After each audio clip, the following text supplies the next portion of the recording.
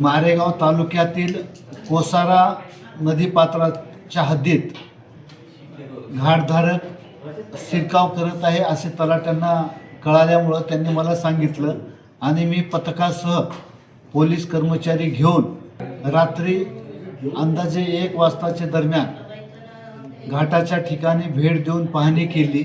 त्यावेळी 2 पोकल्यान त्या ठिकाणी मारेगाव तालुक्याच्या हद्दीत आढळून आल्या। सदरच्या पोकल्यान जप्त करून तहसील कार्यालय मारेगाव येथे आणून लावण्यात आलेले आहेत। जवळपास शासन निर्णयाप्रमाणे प्रत्येकी पोकल्यानमागे 7,50,000 म्हणजे 2 पोकल्यांचे 15 लाख रुपये शासकीय दंड होतोय। सदरची दंडाची कार्यवाही आणि इतर कार्यवाही करण्याची प्रक्रिया तहसील कार्यालयामार्फत चालू आहे। माझी सर्व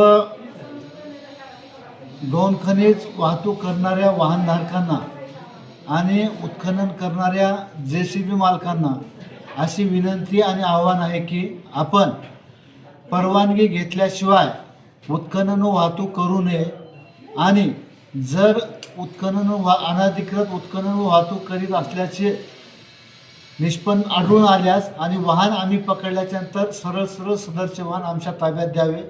पळून वगैरे जाण्याचा काही प्रयत्न करू नये। धन्यवाद।